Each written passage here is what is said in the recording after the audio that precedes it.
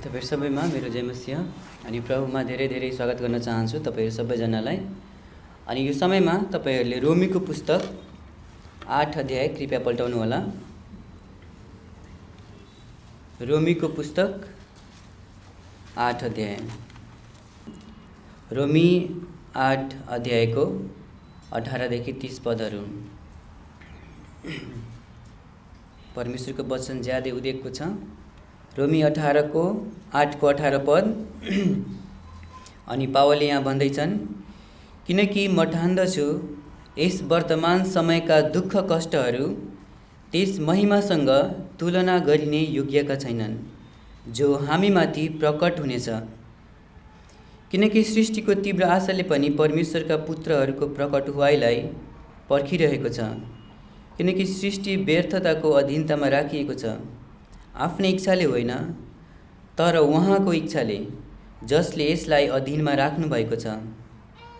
यस आशामा, किनभने सृष्टि आफैले पनि विनाशको बन्धनबाट छुटकारा पाएर परमेश्वरका सन्तानको महिमापूर्ण स्वतन्त्रताभित्र प्रवेश गर्नेछ।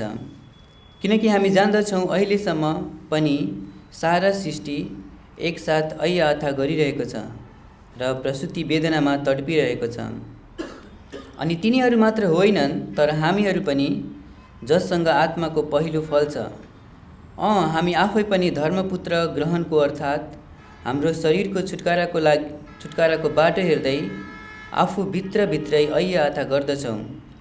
किनकि आशाद्वारा हामीले मुक्ति पाएका छौँ। तर जुन आशा देखिन्छ त्यो आशा नै होइन। किनकि जुन कुरा मान्छेले देख्छ त्यसका लागि उसले अझै किन आशा गर्दछ र? तर जुन कुरा हामी देख्दैनौँ त्यसको आशा गर्दछौँ भने हामी धीरजसँग त्यसको बाटो हेर्दछौँ। अनि यही प्रकारले आत्माले पनि हाम्रा कमजोरीहरूमा सहायता गर्नुहुन्छ। किनकि हामीले के प्रार्थना कसरी गर्नुपर्ने हो सो हामी जान्दैनौँ, तर आत्मा आफैले बयान गर्न नसकिने व्यथा पोख्दै हाम्रा निम्ति अन्तर्विन्ती गर्नुहुन्छ। 27 पद। अनि हृदयहरूलाई तलास गर्नुहुनेले आत्माको मन के छ जान्नुहुन्छ, किनभने परमेश्वरको इच्छा मुताबिक उहाँले पवित्र जनहरूका निम्ति अन्तर्विन्ती गर्नुहुन्छ। अनि हामी जान्दछौँ परमेश्वरलाई प्रेम गर्नेहरूका निम्ति सबै कुरा मिलेर भलाइ नै उत्पन्न गर्दछन्, उनीहरूका निम्ति जो उहाँकै मनसाय अनुसार बोलाइएका छन्।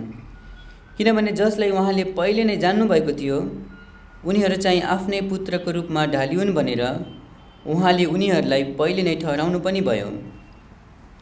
यसैले कि उहाँ चाहिँ अनेकौँ भाइहरूका बीचमा जेठा हुन्। अनि जसलाई उहाँले पहिल्यै ठहराउनु भयो उनीहरूलाई उहाँले बोलाउनु पनि भयो। अनि जसलाई उहाँले बोलाउनु भयो उनीहरूलाई उहाँले धर्मी पनि ठहराउनु भयो। अनि जसलाई उहाँले धर्मी ठहराउनु भयो उनीहरूलाई उहाँले महिमा पनि दिनुभयो। अनि मैले यसको विषय दिएको छु, विश्वासीहरूको वर्तमान र भविष्य। विश्वासीहरूको वर्तमान र भविष्य। अहिले हाम्रो वर्तमानको जीवन र भविष्यमा कस्तो कुराहरू हाम्रो जीवनमा हुन्छन्, विश्वासीहरूको वर्तमान र भविष्य। अनि दुईटा बुँदाहरू।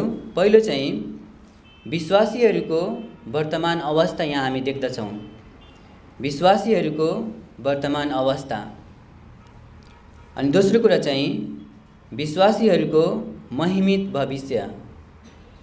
विश्वासीहरूको महिमित भविष्यलाई पनि हामी यहाँ देख्छौँ। अनि हामीलाई थाहा छ यो पत्र चाहिँ प्रेरित पावलले लेखेका हुन् परमेश्वरको प्रेरणाद्वारा। अनि उनले प्रभु यीशुलाई विश्वास गर्नुभन्दा पहिला एउटा कट्टर ख्रिस्ट विरोधी थिए। अनि विश्वासीहरूलाई सताउँथे अनि एकदम दुर्व्यवहार गर्थे अनि मार्थे पनि। तर जब उनले प्रभुलाई चिने अनि उनी चाहिँ प्रभु यीशुको सेवक बने अनि आफ्नो जीवनभरि प्रभु यीशुको प्रचार गरे अनि थुप्रै मानिसहरूलाई प्रभुमा डोर्याए। अनि परमेश्वरले उनलाई यो पुस्तक पनि लेख्नलाई डोर्याउनु भयो उहाँको अनुग्रहले। अनि यो पुस्तकमा विशेष गरी हामी के देख्छौँ भने परमेश्वरको नजरमा सबै मानिसहरू नै दोषी छन्। सबै मानिसहरू नै दोषी छन्।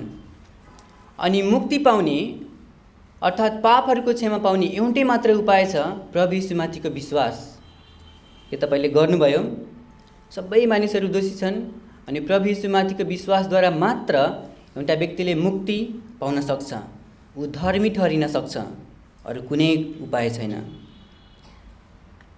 अनि यो पुस्तकमा हामी अझै पाउँछौँ जोहरू प्रभु यीशुमाथि विश्वास गरेर धर्मी ठहरिएका छन्, परमेश्वरको सन्तान भएका छन्, उनीहरू चाहिँ पवित्र आत्मामा रहेर जिउनुपर्छ, पवित्र आत्माको नियन्त्रणमा रहेर जिउनुपर्छ, परमेश्वरको वचनहरू पालन गर्दै जिउनुपर्छ।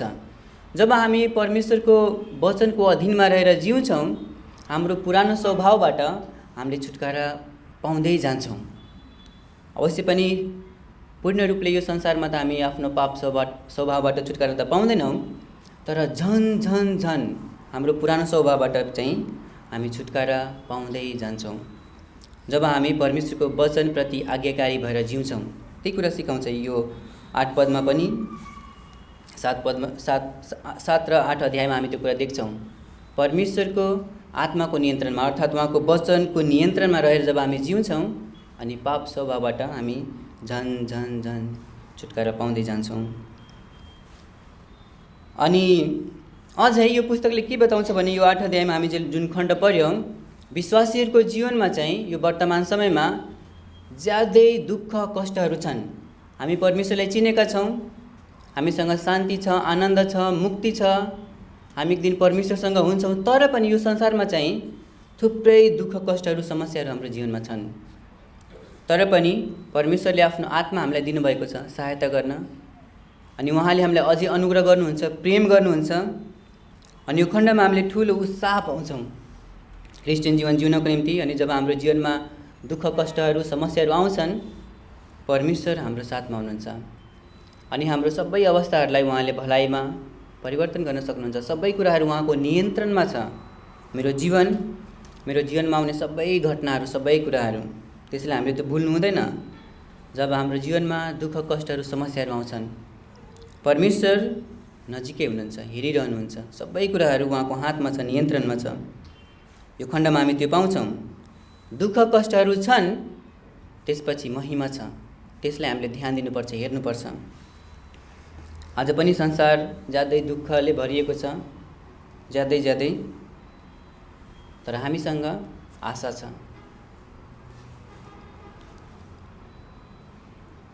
अनि पहिलो बुँदामा म जान चाहन्छु।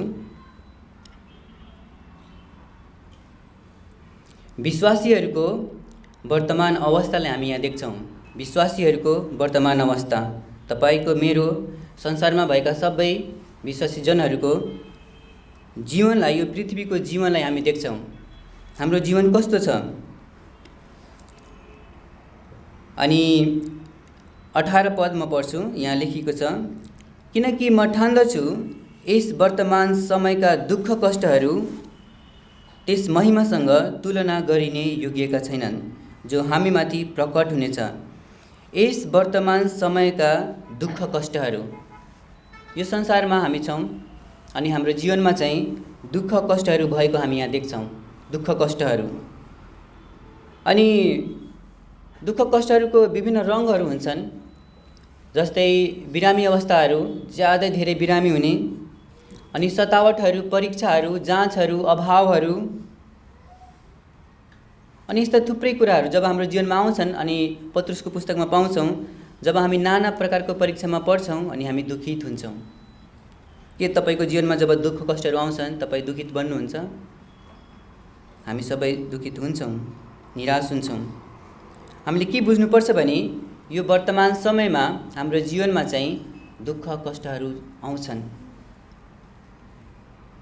किनभने हामी श्रापित संसारमा छौँ।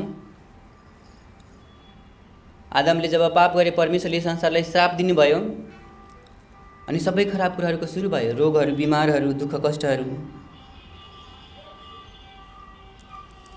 अनि दोस्रो कोरिन्थी 4:17 के भनेको छ भने हाम्रो जीवनमा भएका दुःख कष्टहरू चाहिँ थोरै समयको लागि छन्, छिनभरको लागि, अनि हल्का पनि भनेको छ, हामीले सहन सक्ने, छोटो समय अनि सहन सक्ने।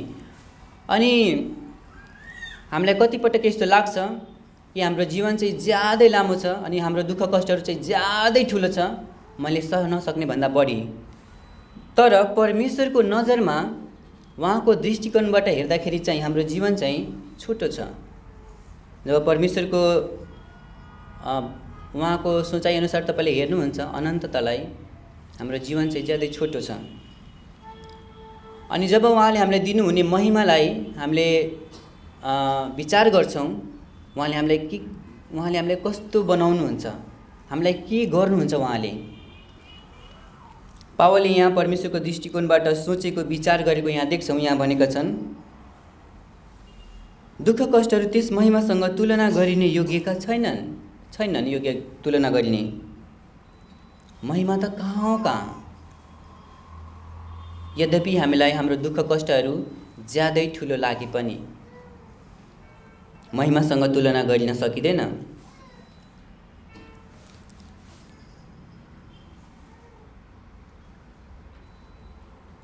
अनि अयुब 14:1 भनेको छ, स्त्रीबाट जन्मेको मानिस थोरै दिनको र दुःखले भरिएको हुन्छ। परमेश्वरको वचनले भन्दछ, हरेक मानिसको जीवनमा दुःखहरू कष्टहरू छन्। अनि 22 पदमा भनेको छ, किनकि हामी जान्दछौँ अहिलेसम्म पनि सारा सृष्टि एकसाथ ऐयाथा गरिरहेको र प्रसुति वेदनामा तडपिरहेको छ। अनि तिनीहरू मात्र होइनन्, तर हामीहरू पनि, जससँग आत्माको पहिलो फल छ। हामी आफै पनि धर्मपुत्र ग्रहणको अर्थात् हाम्रो शरीरको छुटकाराको बाटो हेर्दै आफू भित्रभित्रै ऐया आथा गर्दछौँ। ऐया आथा, जब तपाईँलाई हाई फिभर हुन्छ, ज्यादै ज्वरो आएको हुन्छ, तपाईँले कतिको सम्झिनुहुन्छ, तपाईँ बोल्न नचाहे पनि तपाईँको मुखबाट चाहिँ सहन नसकेर त्यस्तो खालको कष्टले पीडाले हाम्रो त्यस्तो आवाजहरू स्वरहरू निस्कन्छन्। ऐया आथा, हाम्रो जीवनमा दुःख कष्टहरू ऐया आथाहरू हुन्छन् यो वर्तमान समयमा। 26 पदमा भनिएको छ, बयान गर्न नसकिने व्यथा भनेको छ। बयान गर्न नसकिने व्यथा, हामीले सक्दैनौँ परमेश्वरको सामु बताउन, तर पवित्र आत्माले सहायता गर्नुहुन्छ। बयान गर्नै नसकिने व्यथा, के तपाईँको जीवनमा त्यस्तो कहिले आएको छ? दुःख कष्टहरू,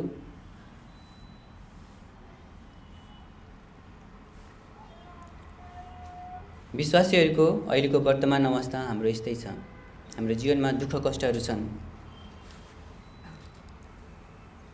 अनि हाम्रो जीवनमा हुने दुःख कष्टहरूको चाहिँ प्रमुख कारण चाहिँ पाप नै हो।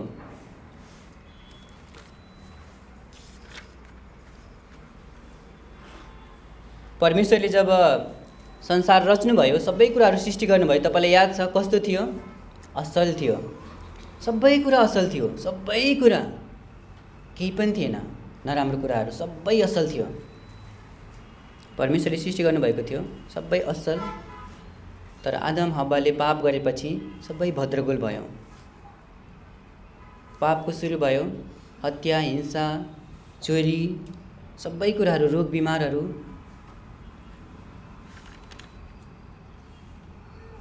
हामीलाई थाहा छ यो कुरा भुल्नु हुँदैन।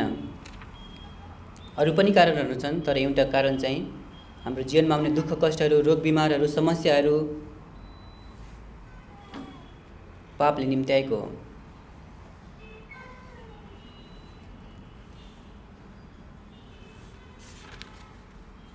अनि अझै हाम्रो यहाँ अवस्था देख्छौँ, हाम्रो यो पृथ्वीको जीवनमा यहाँ भनिएको छ,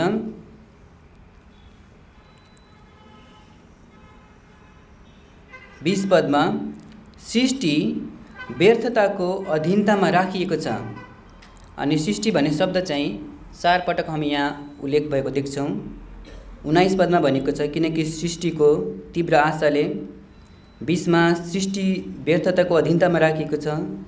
21मा किनभने सृष्टि आफैले पनि विनाशको बन्धनबाट भनेको छ। 22 पदमा सारा सृष्टि एकसाथ ऐयाथा गरिरहेको छ। अनि यो शब्दहरू विचार गर्दाखेरि चाहिँ परमेश्वरले सृष्टि गर्नुभएको सबै कुराहरू नै अनि मानव जाति नै सबै नै व्यर्थताको अधीनतामा, विनाशको बन्धनमा अहियाथामा छन्। सबै नै विशेष गरी हामी मानव जातिलाई ध्यान दियौँ, व्यर्थताको अधीनतामा राखिएको छ। पावलले भने पहिलो कोरिन्थी 15 यदि तिमीहरूले साँचो सुसमाचारमाथि विश्वास गरेका छैन भने तिम्रो विश्वास चाहिँ व्यर्थ हो, केही कामको छैन। व्यर्थ, झुट कुरा, सत्य कुरा नभएको थुप्रै कुराहरू छन् यो संसारमा, थुप्रै कुराहरू जुन सत्य छैन। परमेश्वरले जब मानिसहरूले परमेश्वरलाई पुज्न छोडे, उहाँलाई आदर गर्न छोडे, परमेश्वरले उनीहरूलाई त्यागिदिनु भयो। अनि उनीहरूले थाहा छ के गरे? व्यर्थको कुराहरूमा लागे, मूर्ति पूजामा लागे, जुन सत्य होइन। व्यर्थको कुरा जसले कुनै फाइदा दिँदैन। हामी पनि थियौँ व्यर्थताको अधीनतामा, तर परमेश्वरको ज्योतिरूपी वचनले हामीलाई त्यसबाट छुटकारा दिएको छ। तर अझै पनि यो व्यर्थताको अधीनतामा भएको संसारमा हामी छौँ। अनि अझै यो विज्ञानको कुराहरू, व्यर्थको कुराहरू, झुट कुराहरू, अनि अधिकांश मानिसहरूले त्यो विश्वास गर्छ। फाइदा छैन, केही फाइदा छैन। परमेश्वरलाई नचिन्ने मान्छेहरू चाहिँ परमेश्वरले नै उनीहरूलाई त्यो कुराहरूमा छोडिदिनु भएको छ। एउटा म पद पढ्छु, तपाईले सुन्न सक्नुहुन्छ।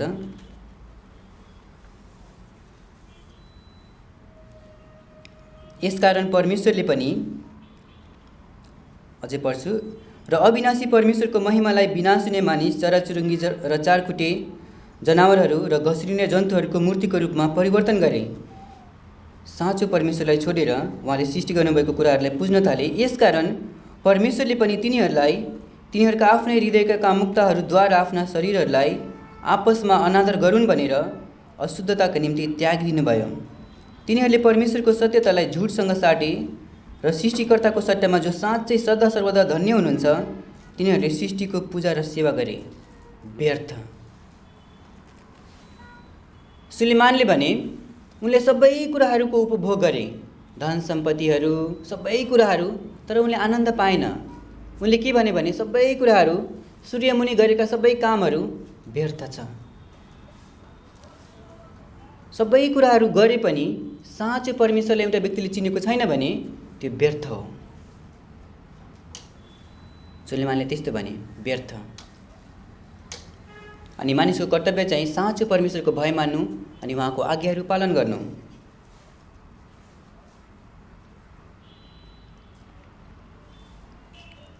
सृष्टि व्यर्थताको अधीनतामा छ। हामी पनि थियौँ अनि अझै पनि व्यर्थतामा परेको, अधीनतामा रहेको मानिसहरू यो संसारको बीचमा छौँ। हाम्रो अवस्था यस्तो छ।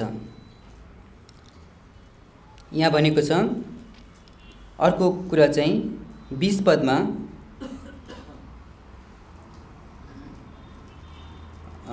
21 पदमा, किनभने सृष्टि आफैले पनि विनाशको बन्धनबाट छुटकारा पाएर परमेश्वरको सन्तानको महिमापूर्ण स्वतन्त्रताभित्र प्रवेश गर्नेछ।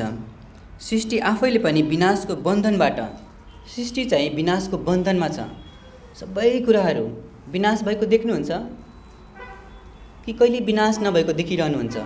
परमेश्वरले सृष्टि गर्नुभएको कुराहरू, पशुहरू, जनावरहरू, रुखहरू, मानिसहरू, सबै कुराहरू नष्ट भइरहेको, नाश भइरहेको हामी देख्छौँ। विनाशको दास भएको अर्थ लाग्छ यहाँ। सृष्टि आफैले पनि विनाशको बन्धनमा छ, दास भएको छ। अनि हाम्रो यो पापपूर्ण शरीर पनि विनाशको बन्धनमा छ, एक दिन नाश हुन्छ। हामी पनि विनाशको बन्धनमा छौँ। हाम्रो यो भौतिक शरीर एक दिन नाश हुन्छ।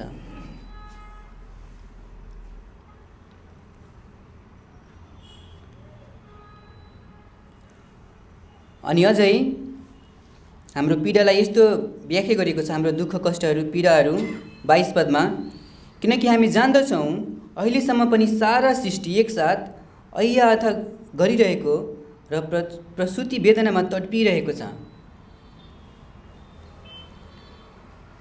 अनि यसको अर्थ चाहिँ ज्यादै पीडाको कुरा गरेको हो। हाम्रो जीवनमा चाहिँ दुःख कष्टहरू ज्यादै पीडा दिने खालको हुन्छन्, ज्यादै दुःख दिन्छ भित्र हृदयमा, ज्यादै ठुलो पीडाको कुरा गरेको हो। प्रभु येशू क्रुसमा उहाँको पीडा कस्तो थियो? ज्यादै थियो।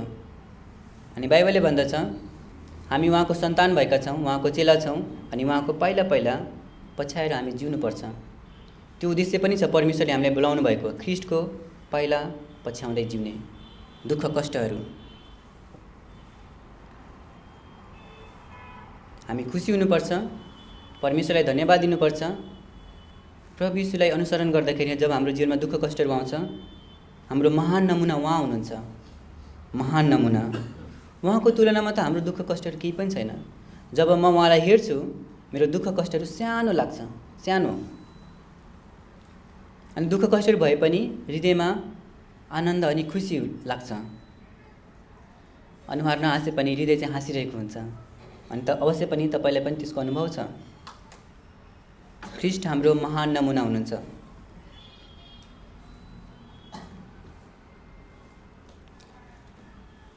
हाम्रो जीवनमा दुःख कष्टहरू ऐयाथहरू अनि व्यर्थताको अधीनतामा विनाशको बन्धनमा यी सबै कुराहरू भए तापनि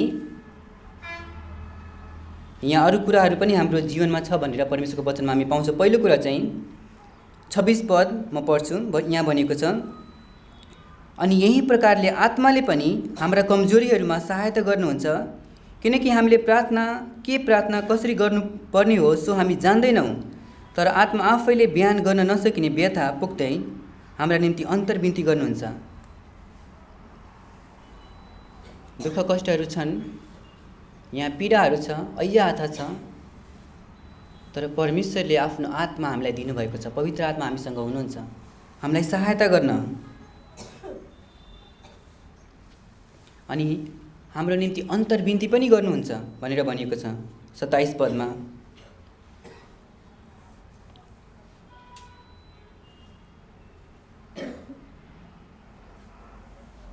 अनि अर्को कुरा, हामी चाहिँ परमेश्वरका सन्तानहरू पनि हौ भनेको छ। यहाँ 23 पदमा भनेको छ, अनि तिनीहरू मात्र होइनन् तर हामीहरू पनि जससँग आत्माको पहिलो फल छ, हामी आफै पनि धर्मपुत्र ग्रहणको अर्थात् हाम्रो शरीरको छुटकाराको बाटो हेर्दै आफूभित्र ऐया अता गर्दछौँ। धर्मपुत्र ग्रहणको परमेश्वरले अहिले पनि हामीलाई उहाँले आफ्नो धर्मपुत्र बनाइसक्नु भएको छ ख्रीष्टद्वारा। धर्मपुत्र भनेको एउटा व्यक्तिले अरू कसैको सन्तानलाई आफ्नो बनाउनु, आफ्नै सन्तान बनाउनु, आफ्नै छोरा अथवा छोरी बनाउनु। अरूको थियो तर अब आफ्नै ग्रहण गर्नु, अबदेखि यो मेरो छोरा अथवा छोरी। परमेश्वरले हामीलाई पनि आफ्नो पुत्रद्वारा हामीलाई आफ्नै धर्मपुत्र बनाउनु भएको छ, आफ्नै सन्तान अहिले पनि। अनि हामीले यो कुरा पनि विचार गर्नुपर्छ, म अहिले परमेश्वरको सन्तान हुँ, उहाँले मलाई आफ्नो सन्तान बनाउनु भएको छ।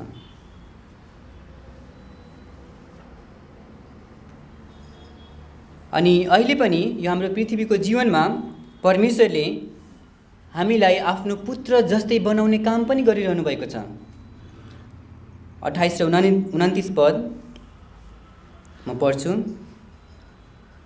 अनि हामी जान्दछौँ परमेश्वरलाई प्रेम गर्नेहरूका निम्ति सबै कुरा मिलेर भलाइ नै उत्पन्न गर्दछन्, उनीहरूका निम्ति जो उहाँकै मनसाय अनुसार बोलाइएका छन्। किनभने जसलाई उहाँले पहिले नै जान्नुभएको थियो उनीहरूलाई आफ्नै पुत्रको रूपमा ढालिउन् भनेर उहाँले उनीहरूलाई पहिले नै ठहराउनु पनि भयो, यसैले कि उहाँ चाहिँ अनेकौँ भाइहरूको बिचमा जेठा हुन्। परमेश्वरले जब हाम्रो जीवनमा दुःख कष्टहरू समस्याहरू सतावटहरूमा पर्छौँ, परमेश्वरले त्यो समयमा यदि हामी उहाँको अधीनमा रहेर जिउँछौँ, उहाँमाथि भर पर्छौँ, उहाँले पालन गर्दै जिरहन्छ भने उहाँले हामीलाई सिकाउनुहुन्छ। उहाँले हामीलाई आफ्नै पुत्रको रूपमा बनाउँदै लानुहुन्छ। तपाईलाई थाहा छ उहाँको पुत्रको रूप कस्तो थियो? दयालु, अनुग्रही, प्रेम गर्ने अनि धीरजी, नम्र, आज्ञाकारी। परमेश्वरले हामीलाई यस्तै बनाउन चाहनुहुन्छ, उहाँको पुत्र जस्तै। अनि दुःखहरू सहन।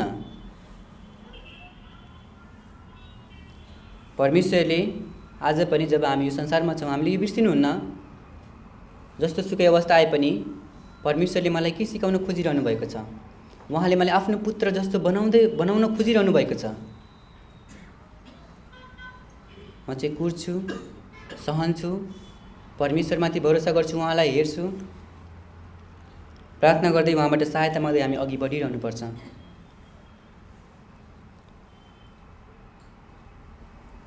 जब हामीले मुक्ति पाउँछौँ हामीसँग थोरै धीरज हुन्छ, थोरै नम्रता हुन्छ, थोरै दयालु अनुग्रही हुन्छौँ। तर त्यो कुराहरूमा झन् परमेश्वरले हामीलाई वृद्धि गराउँदै लैजान चाहनुहुन्छ। के तपाईँ म यी कुराहरूमा बढ्दै गइरहेका छौँ? तपाईँले आफ्नो विषयमा विचार गर्दा म झन् नम्र प्रभु यीशु जस्तै, झन् आज्ञाकारी अनि धीरजी, दयालु, अनुग्रही अनि क्षमा गर्ने, दुःखहरू सहने प्रभु यीशु यस्तो हुनुहुन्थ्यो, परमेश्वरको पुत्र। अनि उहाँ जस्तै परमेश्वरले आज पनि हामीलाई बनाउने काम गरिरहनु भएको छ। अनि हामीले उहाँलाई दिइरहनुपर्छ, उहाँको पुत्र जस्तै बनाउनलाई, उहाँको अधीनमा सुम्पेर।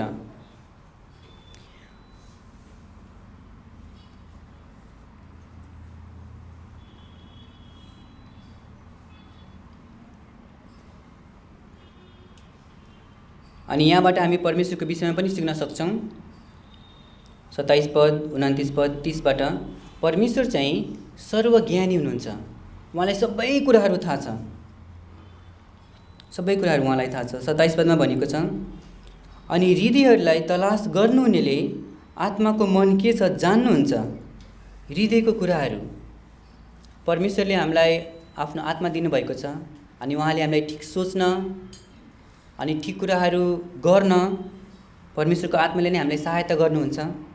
अनि भित्री कुराहरू परमेश्वरले जान्नुहुन्छ। परमेश्वर सर्वज्ञानी हुनुहुन्छ। अनि 28 पदमा भनेको छ, अनि हामी जान्दछौँ परमेश्वरलाई प्रेम गर्नेहरूका निम्ति सबै कुराहरू मिलेर भलाइ नै उत्पन्न गर्दछन्, उनीहरूका निम्ति जो उहाँकै मनसाय अनुसार बोलाइएका छन्, उहाँको इच्छा अनुसार, उहाँको उद्देश्य अनुसार। 29 पद, किनकि जसलाई उहाँले पहिले नै जान्नुभएको थियो, सृष्टि गर्नुभन्दा, संसार सुरु गर्नुभन्दा पहिले नै उहाँलाई थाहा थियो कि तपाईँले उहाँलाई विश्वास गर्नुहुनेछ भनेर। मैले उहाँलाई विश्वास गर्नेछु भनेर उहाँलाई थाहा थियो पहिले नै। परमेश्वर कति अचम्मको र उदेकको हुनुहुन्छ। उहाँलाई सबै कुराहरू थाहा छ। भोलि के हुनेछ, पर्सि के हुनेछ हामीलाई थाहा छैन। परमेश्वर सर्वज्ञानी हुनुहुन्छ। अनि 30 पदमा पनि हामी देख्छौँ, यहाँ भनेको छ, अनि जसलाई उहाँले पहिले ठहराउनु भयो उनीहरूलाई उहाँले बोलाउनु पनि भयो। पहिले जसले प्रभु यीशुमाथि विश्वास गर्छन् उनीहरू बोलाइएका छन्, ठहराइएका छन्। परमेश्वरले सबैलाई नै मुक्तिको लागि बोलाउनु भएको छ। अनि पदहरूबाट हामी यी कुराहरू देख्छौँ कि हाम्रो पृथ्वीमा भएको जीवन, हाम्रो वर्तमान जीवन चाहिँ कस्तो छ। दुःखहरू छ, अय्याहता छ, पीडाहरू छ, व्यथाहरू छ, तर परमेश्वरको सबै नियन्त्रण मुनि छ। उहाँ सधैँ सहायता हामीलाई गर्नुहुन्छ। अनि उहाँबाट पाएको आशिषहरू पनि हामीले बिर्सिनुहुन्न। दुःख कष्टले मात्र हामीले ध्यान दिनुहुन्न। धर्मपुत्र। अनि यहाँ भनेको छ मुक्ति पाएका छौँ। 24 पदमा पनि भनेको छ हामीले पाएको मुक्तिमा सधैँ आनन्द मनाउन सक्छौँ।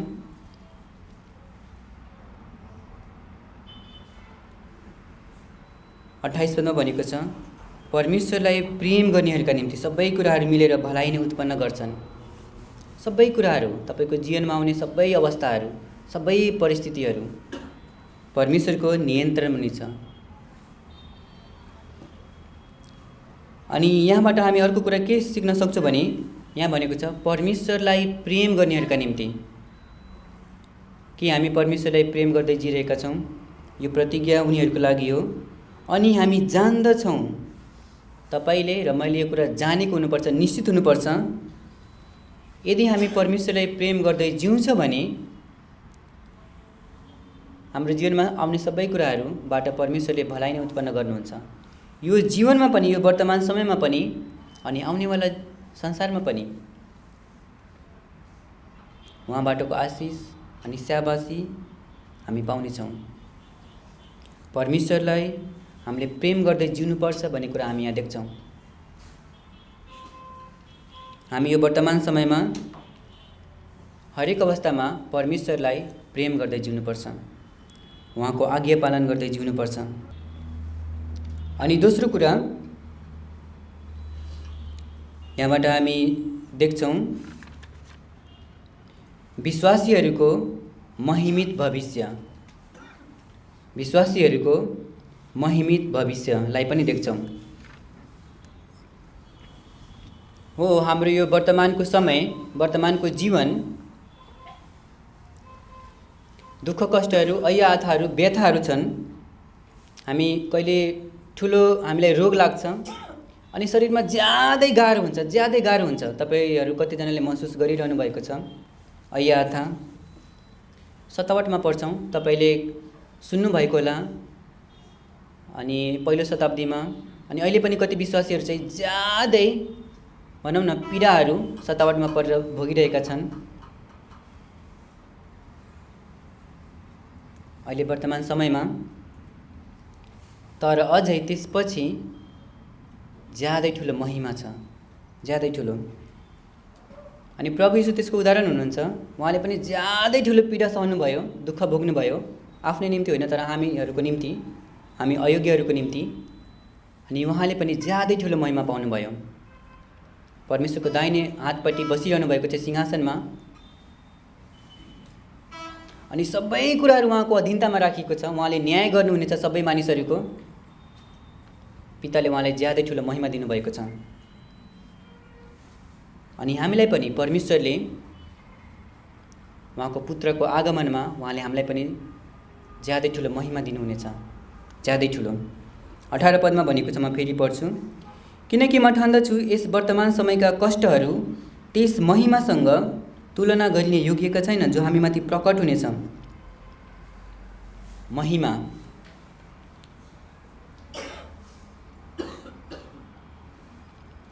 अनि यो महिमा चाहिँ दोस्रो कोरिन्थी 4:17 भनेको छ, नाप्नै नसकिने।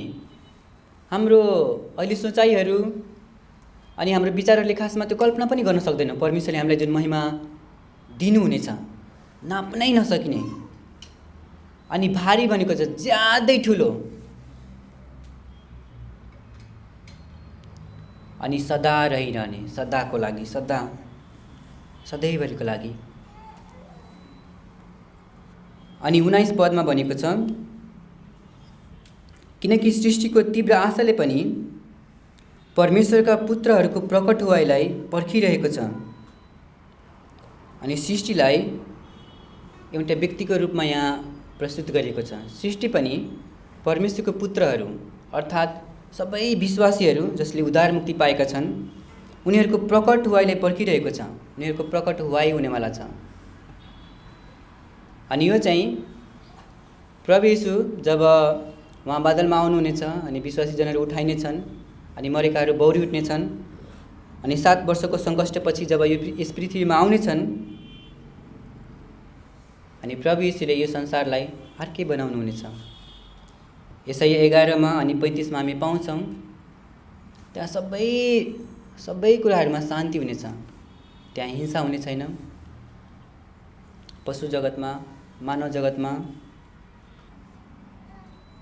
अनि 21 पदमा भनेको छ, किनभने सृष्टि आफैले पनि विनाशको बन्धनबाट छुटकारा पाएर परमेश्वरका सन्तानको महिमापूर्ण स्वतन्त्रताभित्र प्रवेश गर्नेछ।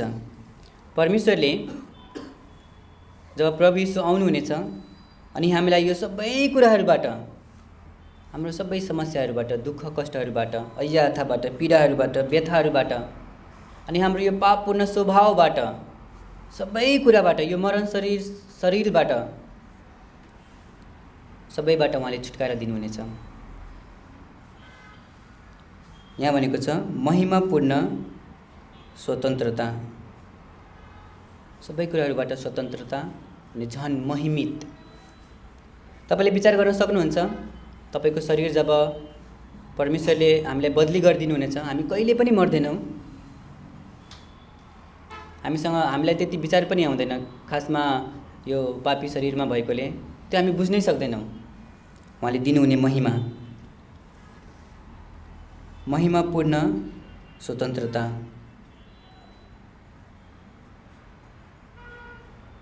तेईस पदमा भनेको छ, अनि तिनीहरू मात्र होइनन् तर हामीहरू पनि जससँग आत्माको पहिलो फल छ, हामी आफै पनि धर्मपुत्र ग्रहणको अर्थात् हाम्रो शरीरको छुटकाराको बाटो हेर्दै आफू भित्रभित्रै अय्याता गर्दछौँ। प्रभु यीशु ख्रीष्टको आगमनमा हाम्रो शरीरको छुटकारा हुनेछ। प्रभुले हामीलाई बदली गरिदिनुहुनेछ। अनि यहाँबाट हामी यो पनि सिक्छौँ कि हामीले सधैँ हाम्रो मुक्तिदाता प्रभु यीशुको आगमनको बाटो हेर्दै जिउनुपर्छ। जुन दिन हामीले यी सबै कुराहरूबाट छुटकारा पाउनेछौँ। हामी कतिपटक बिर्सिरहेका हुन्छौँ प्रभु यीशुको आगमन अनि हामीले पाउने महिमा। तर यहाँ भनेको छ बाटो हेर्दै, हामी पनि बाटो हेर्दै जिउनुपर्छ प्रभुको। त्यसैले यहाँबाट हामी यी कुराहरू सिक्यौँ, हेर्यौँ कि विश्वासीहरूको वर्तमान अवस्था यस्तो छ। दुःख कष्टहरूले, पीडाहरूले भरिएको छ अनि व्यर्थताको बन्धनमा, अधीनतामा अनि विनाशको बन्धनमा, अय्याथा पीडाहरू। तर परमेश्वर उहाँले आफ्नो आत्मा दिनुभएको छ हामीलाई सहायता गर्न। अनि 28 पदमा भनेको छ सबै कुराहरू उहाँको नियन्त्रणमा छ। उहाँले हामीलाई त्यत्तिकै छोड्नु भएको छैन। हाम्रो अवस्थाहरूमा त्यत्तिकै सधैँ उहाँले हामीलाई हेरिरहनुहुन्छ अनि सहायता गर्नुहुन्छ। हामीले उहाँलाई प्रेम गर्दै जिउनुपर्छ।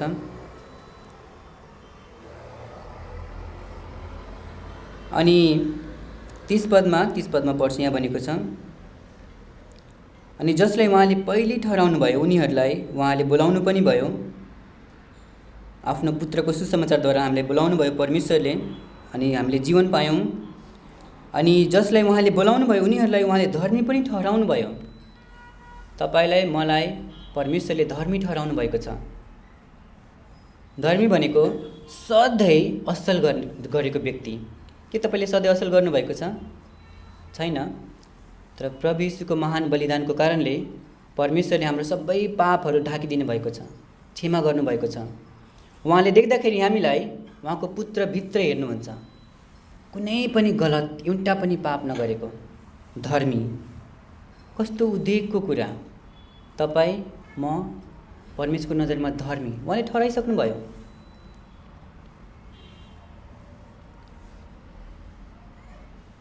अनि एक दिन हामी यो अवस्थामा, यो शरीरमा त हामी ठ्याक्कै यसरी त जिउन सक्दैनौँ, अझै पनि हामीसँग पाप स्वभाव छ। तर एक दिन हामी यस्तै हुनेछौँ, कुनै पनि कुरा परमेश्वरको विरुद्धमा नगर्ने। ज्यादै ठुलो महिमा। अनि यहाँ भनेको छ उनीहरूलाई उहाँले महिमा पनि दिइसक्नुभयो। तपाईँले महसुस गर्नुभएको छ परमेश्वरले तपाईँलाई महिमा दिनुभएको? छैन। तर उहाँको विचारमा चाहिँ हामीले पाइसक्यौँ। त्यो हाम्रै हो, हामी पाउने छौँ। हुन्छ, परमेश्वरलाई धेरै धन्यवाद भएको होस् उहाँको अद्भुत वचनको निम्ति अनि उहाँको वचनको प्रकाशमा रहेर हामीलाई जिउनलाई सहायता गर्नुभएको होस्। हुन्छ, म प्रार्थना गरेर अन्त गर्नेछु। त्यसैले प्रियहरू, मुक्ति चाहिँ पाउनलाई कुनै गाह्रो छैन। जो कोहीले पनि मुक्ति पाउन सक्छ। यो व्यक्ति आफ्नो जीवनको अन्तिम अवस्थामा थियो। उसँग केही घन्टा मात्र थियो आफ्नो जीवन बिताउनलाई। ऊ मरिरहेको थियो। तर त्यो व्यक्तिले पनि जब आफ्नो पापहरू देखेर प्रभु येशू ख्रीष्टमाथि विश्वास गरे तब उसले तुरुन्तै मुक्ति पायो।